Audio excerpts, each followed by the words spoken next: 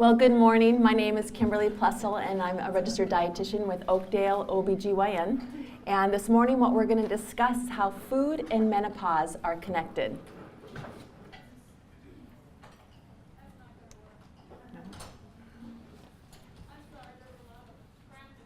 Okay. I'll try to project, and I'll just set it in here, and we'll see. I am a mother, so I can project. Okay, just let me know if you can hear me. Okay, well, good morning. We're going to talk a little bit about how do we explore the connection between menopause and food, and we're going to address 4 key areas this morning. We're going to look at metabolism, digestion, bone health, and mood. And I'm hoping that this could be really applicable because several of you are most likely doing some of these strategies already. And so as we get started, I'm going to encourage you to pull out what's considered a wellness journal page from your packets. And just take a moment and jot down what is a really typical day in your eating rhythm and patterns. And just go ahead and fill that out. And as we go through the talk this morning, I'm going to encourage you to see which aspect is really going to be a key for you in successfully navigating perimenopause or beyond.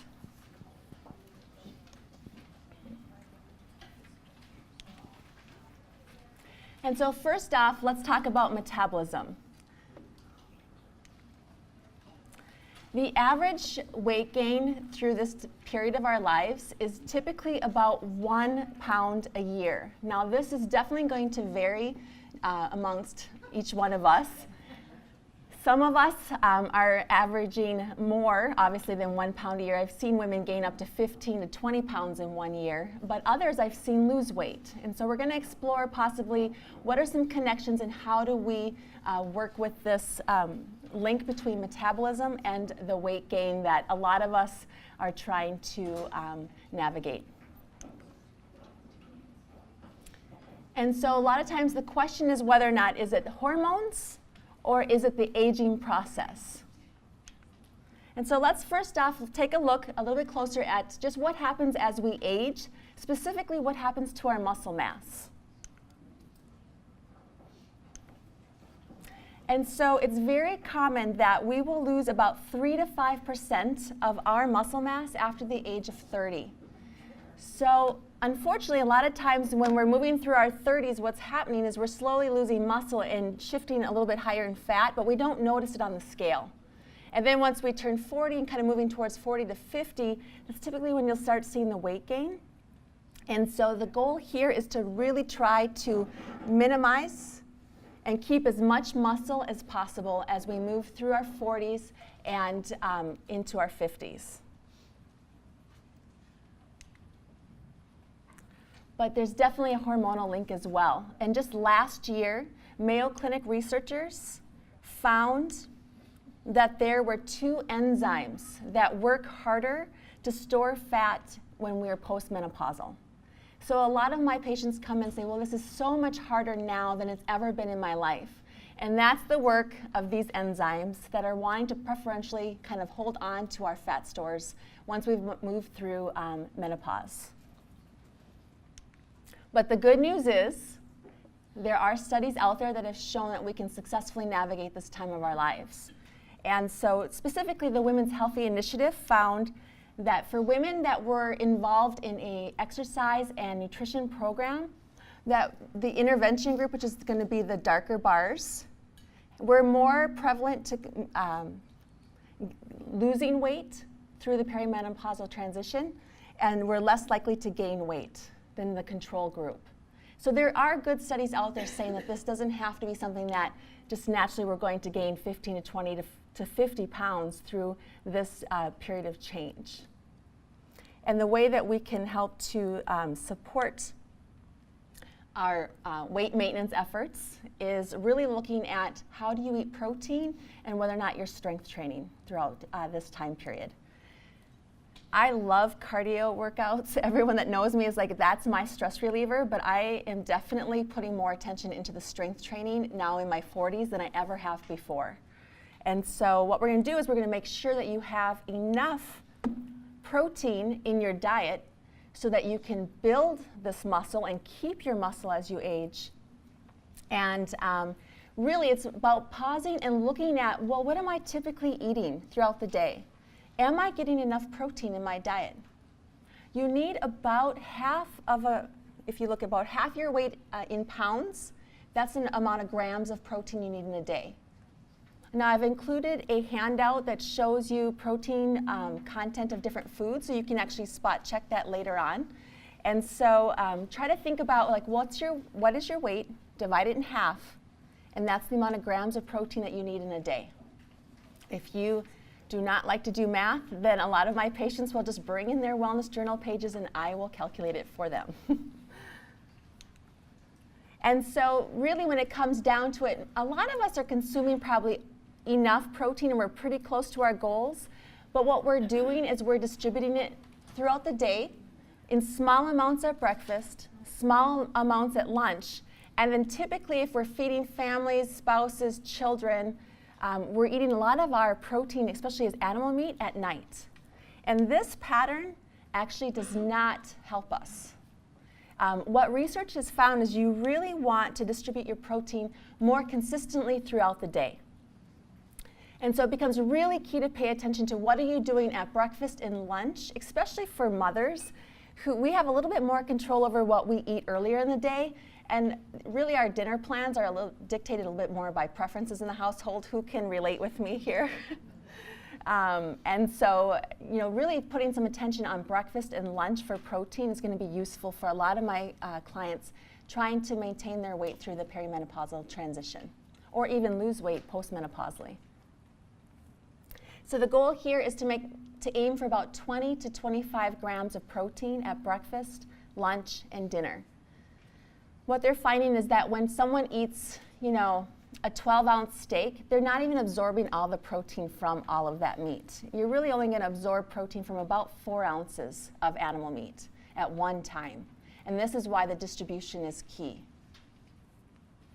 Any questions about that? Okay. And so looking at your wellness journal, do you notice if you have any protein at breakfast? Is it maybe a cup of milk on some cereal? That's about 7 grams of protein. Does it include an egg potentially for another 7 grams of protein? This will kind of give you a chance to kind of explore, was there a little bit of area that I can improve here? And like I had mentioned, there's a handout in your packets to help you kind of navigate this so that you can gauge how much protein you're actually eating. So a few of my favorite things. These are a couple different brand recommendations. The Environmental Working Group has a fantastic resource called Food Scores. And they will score, and you can scan a product, and it will give it a score based on nutritional value, the amount of processing that it's gone through, and will help you kind of navigate, well, which brands are best for me? It's a brand new resource that came out just a few months ago. And so, at breakfast, I really like to use eggs. And so that's something that's really easy, whether it's grab and go, it can be hard-boiled eggs that you can take on the run. If you have a little bit more time, you can add in some beans and more of a ranchero breakfast that will boost the protein and the fiber as well. And you can be stellar at getting your vegetables in right away in the morning. You can mix those into an omelet if you have a little bit more time. But some other really nice products, there's a couple of new ones that are out. I don't know if you've tried, Stonyfield has a brand new Petite Creme. And this is a sweet cheese. So if you want a little variety from your yogurt, this has actually gone over well with my children. It's a little bit less sugar than some of the yogurts. And so this is an option. Otherwise, there's cheese that's going to be lower in saturated fat called Quark. And you can also use cottage cheese. Nancy's is a great brand for that. And otherwise, using Stonyfield Farms or even Siggy's. So Siggy's is provided a nice resource for all of you in your packets. You received a coupon to try one of their yogurts. It's really nice. It's a lot less sugar, about 2 teaspoons less than some of the other major brands. And you'll notice the difference in a little bit more subtle sweetness, and so that you can try that as well.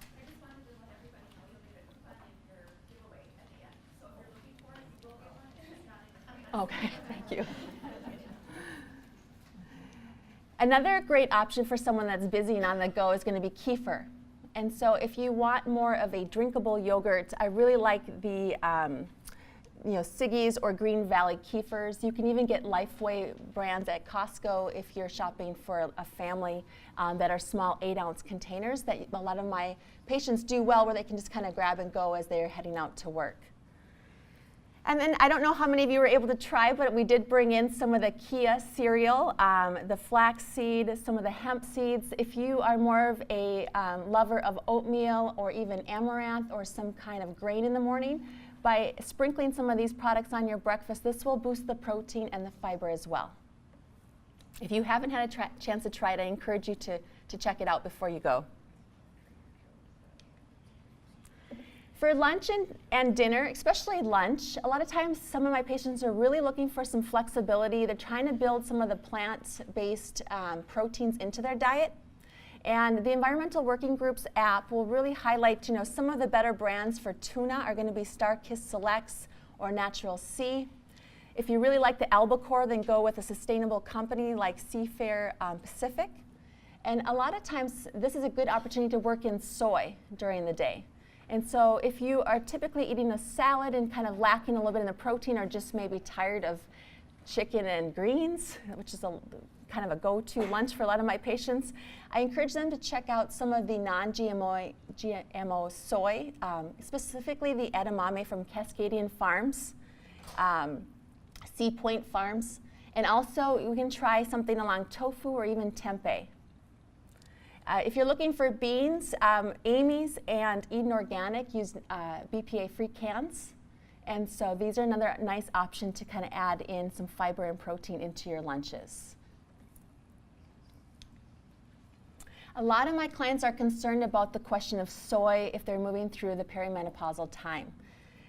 Soy contains a plant nutrient called isoflavones, and it will mimic estrogen on a low level. If you're getting these phytoestrogens from foods, the research is showing that the high quality soy can actually have a mildly protective effect. It's more of the supplements that have the isoflavones at really high levels that there's some questions about how that's impacting postmenopausal women. If you have young daughters, actually introducing soy when they're young, when they're developing, is actually very protective against breast cancer later in life. And so the question was more about how does it impact a postmenopausal women in introducing some of these soy isoflavones. The best research right now is saying that it can be mildly protective. It's going to be a high fiber alternative to relying on animal meat. So I encourage you to try it. And when I say kind of high quality soy protein, I'm talking about tofu, tempeh, miso, and edamame.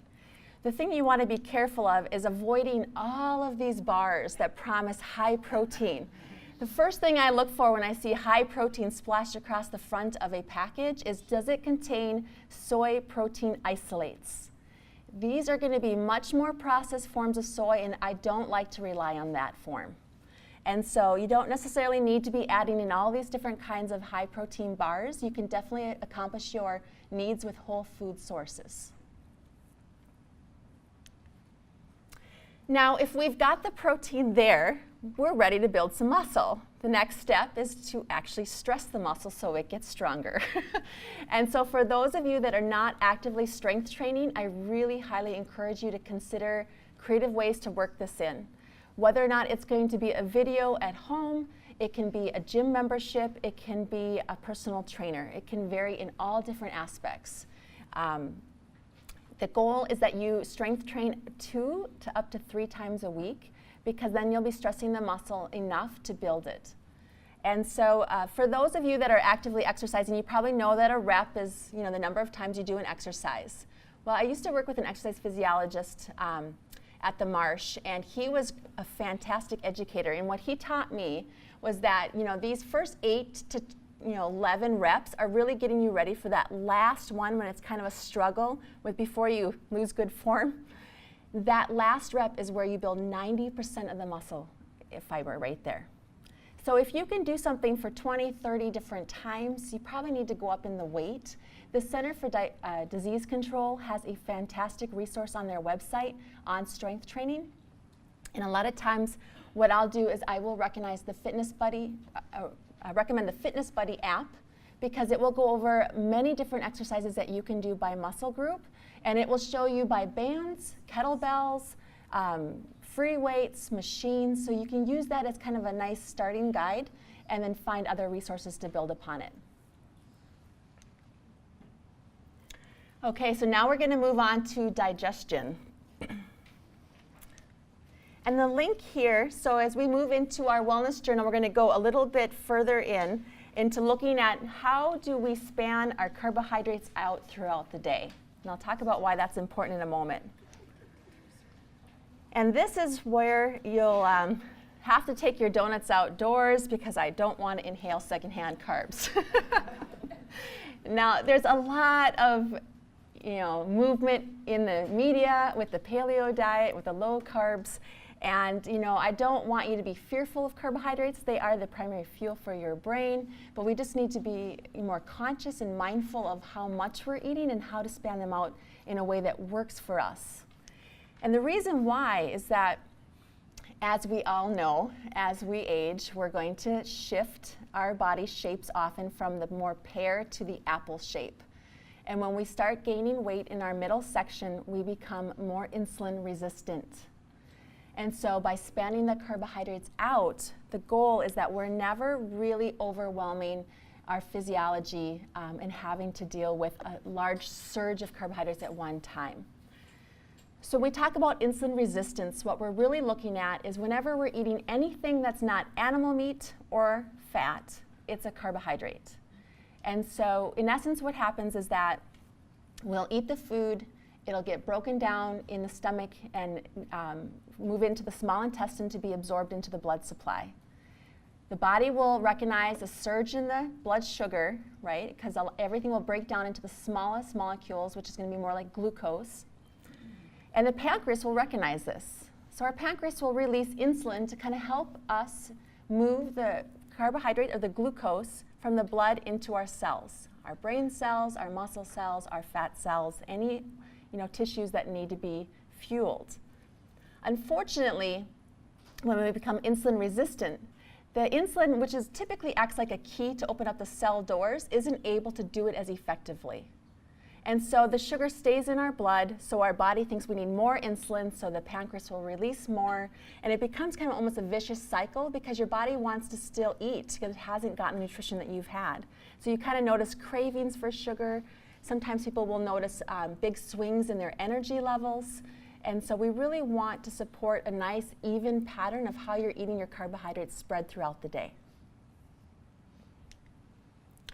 Now, we can make this as simple or as complicated as you would like, and so I really take the lead from my patients about how much information do they want in order to navigate this. It can be as simple as using the new plate as a guide. And so typically when you're moving through perimenopause or beyond, the goal is to kind of reduce your carbs to 2 at meals, maybe 1 at snacks. Now this is a very broad recommendation. If you are doing intense cardio, this will be too low for you, and so this is where you really want to have a personalized plan. But in general, about 2 carbs at a meal and about 1 carb at a snack is a good starting point. And so as I had mentioned, carbohydrates are going to be in anything that's not protein, so animal meat, fish, eggs, cheese, or fat like butter and oils. And so what I did here is I circled the areas that are going to give you the most carbohydrates at any one meal. I didn't circle non-starchy vegetables because I want you to eat those in mass. They really aren't going to impact your blood sugar a whole lot. And so you really want to focus more on how do I navigate these other 3 food groups really to kind of meet my goals. And so portions are key. There's actually a handout in your folder as well about how to kind of look at what a portion of a carbohydrate is. But as a ballpark, about half a cup, you're going to be really close. Sometimes you'll be a little shy, sometimes you'll be a little bit over, but about half a cup of fruit, grains, or even up to a cup of dairy is going to be about one of your choices. And so the goal then is to kind of balance and kind of work through your plate throughout your day. So if you've heard me speak in the past, you've probably heard me mention splitting your plate. The way that I do that is in the morning, kind of focusing on getting some protein in right away, so whether it's the eggs or yogurt. And then a lot of times what I'll think about is, well, what's the best snack to have mid-morning? It really comes down to what did you eat for breakfast. So if you had an egg and a piece of fruit in the morning, then your snack might really serve well to bring in some dairy because it'll boost your calcium and it'll give you a little bit more bump of protein at the same time. So whenever you think about breakfast, think about the time you rise until lunchtime and dance around this plate, because then you don't become over-reliant in one area, especially here. So a lot of times when my clients start pulling the grains down to just enough to mindfully enjoy them, they see some real momentum in their weight, in what they're seeking for weight loss. The second, more subtle goal is that the more high fiber carbohydrates you're choosing, the less impact on your blood sugar. And this is getting into the glycemic index. There's a resource from Harvard in your handout that you can reference if you want to go that deep. For some of my patients, it really helps, but for a lot of us, it's just really getting into it, the first general pattern, and they get the results that they're looking for. And then this is the handout that's going to be in your packet that you can reference as you move forward. So how does menopause affect my bone health? I know a lot of us, as we're moving through this time in our life, we recognize that this is when we're probably going to lose the most bone in our life cycle. And so it becomes really important to be aware of the amount of calcium and vitamin D that you're consuming and to work it into a pattern that works well for you. So we don't want to find bones all over the house. We want to keep them strong. I have to keep up with Dr. Nielsen, so I brought in some cartoon slides this time around. So the general recommendations are about 1,000 milligrams of calcium if you're between the ages of 40 and 50, about 1,200 if you're over 50. And then vitamin D really is important, especially this time of year for where we live in the States, because we're not getting a lot of vitamin D from the sunlight most winter long. Other key strategies that you may have explored in the past, besides just the calcium and the vitamin D, is making sure, again, that you have adequate protein. So a lot of times we've heard, well, when we eat a really high protein diet, you actually cause some leaching of the calcium from the bones, but you actually absorb it better from the gut at the same time, so it's a net effect. And so they used to think that you had to go a little bit lower in your protein in your diet to kind of preserve your bones, and it's actually the opposite is what they found. The trick is to make sure that you don't have a really acidic diet based on lots of grains and excess animal meat. So you really want to work in those alkali-rich fruits and vegetables to kind of balance that out. And so there's a whole book called Bone Vitality by Dr. Lanau that some of my patients have really enjoyed that goes into a little bit more detail on this topic. And of course, we want to be doing our strength training for our bone health as well as keeping our muscle. If you're trying to figure out how much calcium you're consistently consuming, one of the easiest ways is to kind of check the label. A lot of times people don't realize if it's listed as a percentage, and so that percentage is of the 1,000 milligrams is generally recommended for the majority of the population. So if it says 20%, just remove the percentage sign and add a 0. It's 200 milligrams. With the popularity of the Greek yogurts, you have to be careful. I was actually surprised, less calcium than the other regular yogurts. So great for the protein, but there was only 150 milligrams in the Greek yogurt I was eating versus 300 milligrams in the regular Stonyfield Farms yogurt I was consuming before that. So that is one thing to kind of just double check, because I thought it was fine. And when I came in for my Oakdale ObGyn annual appointment and had that talk with my provider, I realized I was actually a little bit low in the calcium intake. So what can we do? Hopefully you don't need more than one supplement. Typically, if you are consuming dairy or other calcium-rich foods, dark leafy greens, you can usually just focus on having one supplement a day. The supplements here are some of the ones that are approved by consumerlab.com. So I like the Nature Made. Kirkland is a nice, affordable option from Costco. And if you have a dual purpose of meeting your sweet tooth needs, Adora is fantastic. And so I brought these, so I'll hand out a couple examples if you'd like to try some samples of these. But this is a really nice dark chocolate calcium disc. And it actually helps me with my cravings for a little sweet after meals when obviously just once a day. So I will opt for this as a calcium option instead of some of the pills that I typically would forget to take. So when you're looking at the calcium, check the preparation. If you have a calcium carbonate or a calcium phosphate, you're probably going to need to take that with food. And so if you like that, you can kind of add the calcium, whether it's this Adora post-meal once a day, or if you can remember your supplement pill at the time of meals, that can be really useful. If you need something that's more flexible, then you want a calcium citrate, because you can take that any time of the day. And this is going to be really helpful, especially if you have low stomach acid. If you're taking a lot of medications that lower your stomach acid, this will be absorbed better.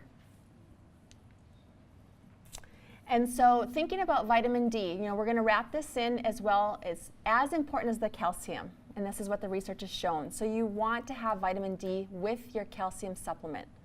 Most of them are combined. If they're not, then you can certainly buy products such as these. These are actually drops that you can use, and I like the brand Carlson for that. And so you can decide whether or not you're going to take a combined supplement, as long as you're also consuming at least 2 servings of dairy a day. If you are low in vitamin D, you may need to buy just a vitamin D supplement to kind of add on top of your calcium and vitamin D combined pill or disc. And so these drops are nice because you won't overdose. It will only hold 400 IUs at one time, so it's really nice. You don't have to think about it, especially if you're giving this to anyone else in the house, if you have children that you're also looking at. The spring is a fantastic time to get your vitamin D status checked. This is the lowest we will be all year long. And so our providers are fantastic, and they have really worked well with me to support our clients with their bone health. And getting that vitamin D draw is really important to kind of at least know where you're starting from. If you decide to take 2 calcium supplements a day because you're not much of a dairy consumer, then you just want to make sure you split them. You're only ever going to absorb 500 milligrams of calcium at one time, so you really want to maximize this. That being said, don't take your calcium supplement when you're having your big bowl of yogurt in the morning, because you're not going to absorb all the calcium. So you really want to take your calcium pill at a time that you wouldn't be eating yogurt, drinking milk, or doing some other really calcium-rich food source. And another great option is if you want a slow release, you don't want to worry about the timing, and you kind of you're busy and you kind of want to just take care of things right away. Citracal has a slow release calcium supplement that's really nice. So like I had mentioned, if you're interested in kind of that balancing out to maintain your bone health, really remember that the fruits and vegetables support this goal of yours. So as you boost the protein to keep your muscle, you want to be boosting the fruits and vegetables to kind of keep the environment at a pH level that's going to support your bone health. And so lastly, we're going to talk a little bit about mood. And so it's interesting. So if you look at your wellness journal, you'll notice that there's only one column left, and that's color. And the reason why I'm focusing on this is the colorfulness of our diet is really garnering some attention on how the gut and our mood are connected. So yes, ideally we would have something to make our hot flashes hotter, hot enough to melt fat, burn calories, and ignite passion in our lives. So what does your gut have to do with your mood? Well, there is a ton of research coming out right now about how the digestive tract is actually your second brain. It has as many neurotransmitters as your brain. It houses 95% of the serotonin in our bodies. This is the feel-good, okay, I can sit and have a little time to myself now. It happens around 8:30 at night in my household. And so, your gut is always talking to your brain. It's either communicating via this vagus nerve, which is one of the largest nerves in the bodies, from the gut to the brain, or it's actually developing and creating neurotransmitters. So what we want to do is we really want to support and grow, let these good bacteria paint peace and contemplation and mindfulness in our brains and kind of have a little bit of a reprieve. There's been animal studies with mice that actually found that when they replaced the gut bacteria from someone who really struggled with anxiety with someone who was a little bit more calmer, that all they did is they took a bacteria sample from someone that was anxious versus more calm in nature, and they could dictate that just by the bacteria samples that they put into animal studies. So this is something that's going to be really being promoted and growing through the research over time. And the way that we can really get the biggest payoff is to have as diverse bacteria as possible. And that's why we want a variety of color in our diet. The more color you have, the more diverse, and that's what's going to be protective for the mood. And so other aspects, as you can see, the red, the orange, yellow, green, purple, and brown. So I actually have a patient that emails me a weekly update, and she tells me how many different colors she ate for the week. And it's been fantastic. I mean, she's lowered her blood pressure, number one, from 160/100 to normal without any medications. So this is going to have a great impact if you have any hypertension concerns. But it's also just working in different nutrients, because every color is going to offer you a different plant nutrient. And the ones I really want you to pay attention to, and you can go in and kind of circle where you can find them in the area. A lot of them will be in the green. Broccoli, Brussels sprouts, cauliflower, cabbage. These are the cruciferous vegetables. These will actually help your liver detoxify estrogen metabolites as you're kind of going through this time of your life. I purposely work in a cruciferous vegetable every single day. And so one of the easiest ways to do that is to buy a head of purple cabbage, chop it up, and throw it into salads. I just bought kalettes over at Whole Foods and roasted those last night. I enjoyed them. My son and my daughter were especially interested. They do eat kale chips every once in a while, but I thought, well, hey, it was less strong flavor as the Brussels sprouts. So it worked out well, and I enjoyed it. So that's something that's coming out. That's Brussels sprouts and kale's new offspring. And so as we close, just kind of keep in mind there are probiotic-rich foods. Again, this research is in its infancy, so they're not blanketing, recommending that women add a probiotic. That really needs to be a personalized and individualized decision based on your health. And so right now what they're doing is they're focusing more on food. Trader Joe's has a great 3-grain tempeh. I made sure to try it before I promoted it today. It works. It's an easy protein that you put a little soy sauce on, or can even eat plain, and you can add that into your salads. It's a way to work in some of the fermented foods as well. And then also the prebiotic foods. These are going to be the foods that are going to feed the good bacteria in the gut. So some of these foods don't get necessarily completely digested in the stomach or kind of broken down, so they move into the small intestine, and that's where the good bacteria feast. And so, what we want to do is we want to nourish the good bugs, and we want to starve the bad bugs. And the way that we can do that is really boosting the fiber, the prebiotic, the probiotic-rich foods, and starting to reduce the food supply for the bad bugs, which is really sugar and the trans fats. And so, not that we can't indulge, but we just want to be a little bit more mindful about how we do it, because then the ultimate outcome is success in our guts, and hopefully a little bit more sustained mood for our family's sake. So today I hope, these are 4 key areas. You may be doing some of them really well, but hopefully there was one that kind of garnered your attention. I encourage you to focus on one step at a time. Pick one that really resonated with you today, and then kind of build your steps to success. Because really when it comes down to it, all of the research, when it looks at whether or not it's weight loss or mood or just working through perimenopausal symptoms, success is really based on sustainability. So whenever I'm working with someone, a lot of times people want a very strict plan, and I really prefer to work with wherever you're starting and slowly shifting things so that I know you can sustain everything that we start together.